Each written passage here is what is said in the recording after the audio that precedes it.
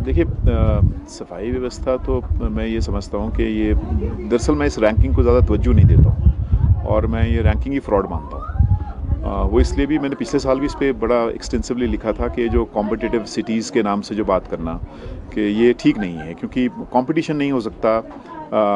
जिस तरह से ये शहरों को सिर्फ उसकी डेमोग्राफी के हिसाब से, मतलब पॉपुलेशन के हिसाब से चुन रहे हैं, वो सही नहीं है। लेकिन ये सब कहने के बावजूद भी अगर आप देखेंगे तो शिमला में डिटोरेशन तो डेफिनेटली हुआ। आप ये नहीं कह सकते कि क्योंकि ये जो रैंकिंग का सिस्टम फ्रॉड था इसलिए यहाँ कोई मतलब गिरावट नहीं हुई। गिरावट बहुत ज़्यादा हुई है, और गिरावट मुझे जो ज़्यादा लगती है वो ये है कि जो म्यूनसिपल कॉरपोरेशन है, जो इलेक्टेड बॉडी है, उसकी ओनरशिप शहर को लेकर, कि वो शहर की उनकी जिम्मेवारी है, उससे उनकी जो ओनरशिप है वो बहुत ज़्यादा कम हो गई है। और वो हमें दिखता ही है कि मतलब जैसे शहर को मतलब ये समझना कि अपना शहर है और इसके लिए जो कार्य करना है, और वो हमें लगता है कि बहुत ही मतलब गिरावट हुई है उसमें। और अगर आप ओवरऑल स्वास्थ्य पे भी देखेंगे तो जैसे जब कोविड का समय था तो मतलब आपने बिल्स जनरेट किए उन लोगों से भी जो मतलब जब एक भी ग्राम कूड़ा नहीं निकल रहा था, लेकिन तब भी आप बिल जनरेट कर रहे थे।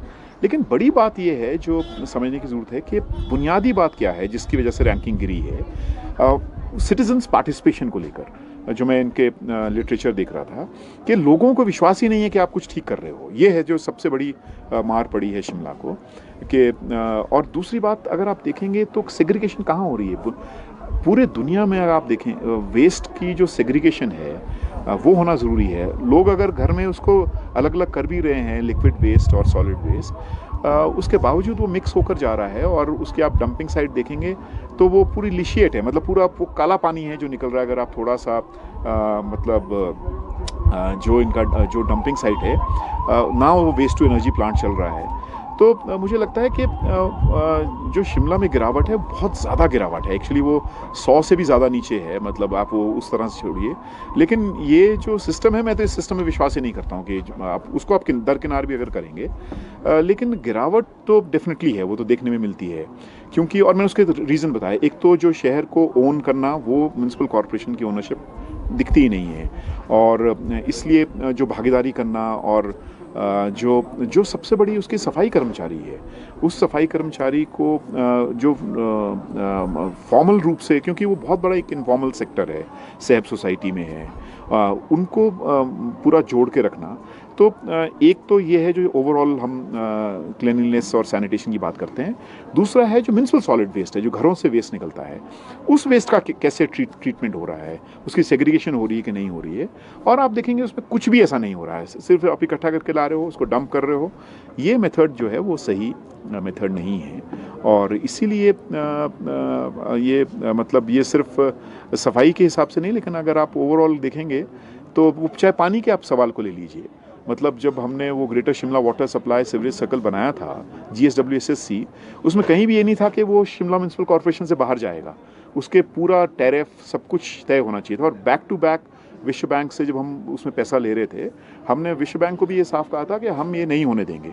लेकिन अभी हम देखते हैं, हम मतलब हैरान हैं। आप प्रेजेंट जो म्यूनसिपल कॉरपोरेशन उनसे पूछ लीजिए, कोई ऑफिसर आकर ही राजी नहीं है, क्योंकि वो म्यूनसिपल कॉरपोरेशन से बाहर हो गया है। तो मैं जो बार बार ये बात कह रहा हूँ कि शिमला को ओन करना, मतलब ये समझना कि वो हमारा शहर है, वो म्यूनसिपल कॉरपोरेशन में बहुत ज़्यादा गिरावट हो गई है। इसलिए अपनी मर्ज़ी से वो जो शिमला जल निगम बन गया है, अपनी मर्ज़ी से रेट तय कर रहे हैं। मेरा प्लग हुआ है कनेक्शन 5 साल से, 5,000 रुपये मेरा बिल आया है। तो आप समझ सकते हैं औरों का जो प्लग्ड कनेक्शन है, क्योंकि मैं अब यहाँ से बाहर रहता हूँ। तो आप मतलब ये और इसका सीधा असर पड़ता है जो सुविधाएं लोगों को मिलनी चाहिए थी, इसलिए वो सुविधाएं भी लोगों को प्रॉपर उस तरह से नहीं मिल रही। चाहे वो कूड़े की है जो सर्विस है, या फिर आपका जो पानी की सर्विस है। पानी इतना इसेंशियल काम है, और पैसा पड़ा था। ये तो था नहीं कि आपके पैसा नहीं था, पैसा मतलब करोड़ों रुपए पड़े हुए थे जो हम लोग उस वक्त ये एग्रीमेंट साइन करके गए। और नया एक पूरा पानी का 300 करोड़ के आसपास और प्रोजेक्ट आ रहा है। तो पैसे की तो कमी नहीं थी। मतलब आप ये समझें कि शायद म्यूनसिपल कॉरपोरेशन में इतना पैसा आज तक कभी नहीं आया होगा जितना पैसा पड़ा था। अगर वो पैसे को भी मैनेज करने के लिए आप उसको एम्पावर नहीं करेंगे, म्यूनसिपल कॉरपोरेशन को ताकत आप नहीं रख सकते हैं। और बड़ी बातें छोड़िए आप, पानी और अपना जो टाउन हॉल नहीं ले सकते हैं, मतलब आप ये लगाएं कि मतलब ये इट्स अ पिटी, मतलब मुझे शर्म आती है बोलते हुए कि मतलब यही नहीं पता लगता है कि म्यूनसिपल कॉर्पोरेशन कौन चला रहा है, मंत्री जी चला रहे हैं या म्यूनसिपल कॉर्पोरेशन के मेयर या कोई और इलेक्टेड लोग चला रहे हैं। कौन कहाँ बैठेगा, कौन कहाँ क्या करेगा, ये तय करने वाला कोई मतलब बाहर से थोड़ा, मेरी बिल्डिंग है तो मुझे वहाँ तय करना है ना, हाउस कहाँ होगा, काउंसिल। पूरे दुनिया में, मैं शायद पूरे दुनिया के करीब 100 शहरों में उनके मेयर के उनके टाउन हॉल देखकर आया हूँ। सब जगह town hall belongs to the mayor, to the council. यहाँ टाउन हॉल किसको है ना, काउंसिल। तो ये क्या हो रहा है? इसका कारण ये है कि ये जो बाहर जो ओनरशिप है, ये शहर से ना लगाव है ना प्यार है, और सिर्फ अपना छोटा मोटा काम निकालना, अपने वार्ड में डंगे लगा दिए 4, ये साहब शहर की विजन नहीं है। ये शहर स्मार्ट सिटी शिमला घोषित हुआ है, काफी पैसा भी आया हुआ है, क्या लगता है कि स्मार्ट हो पाया 4 साल? मैं तो आपको कह दिया ना साहब, ये सारा पैसा उसी वक्त की, हमारे अंग्रेजी में कहावत है, the Wolves will kill and the dogs will eat. हाँ, कि भेड़िया मारेंगे और कुत्ते खाएंगे बाद में। हाँ, लेकिन अरे उसको खाओ तो सही ढंग से यार, मतलब इतनी मेहनत से कोर्ट में केसेस कर करके, लड़ झगड़ के, सरकार के ऊपर पिटीशन डाल के तब ये स्मार्ट सिटी बनी थी। आपको तो याद होगा, पहले तो धर्मशाला ही थी, पैसा लाया, ये पूरा रीडेवलपमेंट प्लान हमें याद है, हमारे असिस्टेंट कमिश्नर, हम लोगों ने खुद उसके फाइनेंशियल्स वर्कआउट किए, और फिर श्रीकांत बाल्दी साहब ने हमारी मदद की, तब हमने वो रीडेवलपमेंट प्लान, कहाँ है वो रीडेवलपमेंट प्लान जो पूरा शिमला का, ये जहाँ पर हम बैठे हैं इससे नीचे तक पूरा रीडेवलप होना था एरिया, और पूरी की पूरी कायाकल्प होनी थी, वो था स्मार्ट सिटी ना। स्मार्ट सिटी में 3 कंपोनेंट है, redevelopment, green city, retrofitting. Retrofitting हो नहीं सकता था, ग्रीन सिटी इसलिए नहीं हो सकता था कि ग्रीन सिटी के लिए बहुत ज़्यादा जगह चाहिए, तो रीडेवलपमेंट भी पैसा लगना था। तो लेकिन वो रीडेवलपमेंट कहाँ है, डंगे लग रहे हैं साहब, मैं देख रहा हूँ स्मार्ट सिटी में। ये तो मतलब बदतमीजी है, मतलब ये तो शर्म आती है देख करके। आपने प्लान कुछ बनाया और प्लान के हिसाब से वो पता नहीं कहाँ डंप्ड है वेस्ट बिन में, मतलब आप, क्योंकि वो लोगों ने बनाया था, ऐसा नहीं था लोगों से वोट। जैसे मैं आपको बता रहा हूँ, उस वक्त पानी का क्राइसिस था, हमें कितनी गालियाँ खानी पड़ती थी क्योंकि लोग मर रहे थे हेपेटाइटिस से। हमें ऐसा लगा पानी सबसे बड़ी प्रायोरिटी होगी, इसलिए हमने वोटिंग अपने उसमें पानी रखा था स्मार्ट सिटी। लोगों ने कहा नहीं, मोबिलिटी सबसे ऊपर होगा, क्योंकि आज शहर में आप घूम नहीं सकते हैं, 2 घंटे लग जाते हैं घूमने में। तो हमने उसको पूरा बदला था, क्योंकि लोगों ने कहा जो ये पूरा प्लान है वो मोबिलिटी पर आधारित होगा। क्या है मोबिलिटी पर? 2 तो टनल खोदनी थी, वो नहीं खोदी गई।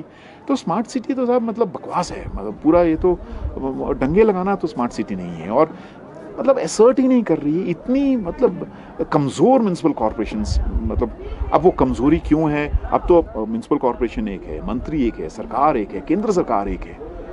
मतलब मुझे लगता है कि ये कॉन्ट्रडिक्शन होना ज़रूरी है, जिसके पास कॉर्पोरेशन हो उसका मंत्री नहीं होना चाहिए, और जिसका मंत्री उसकी सरकार नहीं होनी चाहिए। मतलब क्योंकि उस कंपटीशन हमें पता है ना, कितना लड़ाई लड़के आप हासिल कर पाए थे, कितना पैसा ला पाए थे। और आज मतलब शर्म आती है हमें देखते हुए कि पैसा होने के बावजूद भी आप वो खर्च नहीं कर पा रहे हैं। और ये हम लद्दाख में, क्योंकि मैं लेह का विजन डॉक्यूमेंट फाइनल किया है, उसको मैंने सुपरवाइज़ किया है, और उनको भी हम यही समझा रहे हैं कि शिमला वाली गलती मत करना साहब तुम लोग।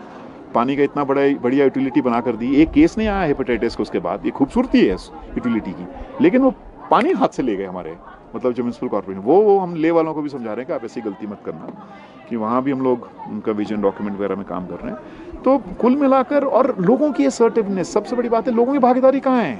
कौन सी वार्ड सभा, मतलब जिसने आप एम्पावर करना है ना, कहाँ है डिसीजन, कौन ले रहा है? मतलब ये तो बहुत ट्रैजिक है एक्चुअली, बहुत ट्रैजिक है।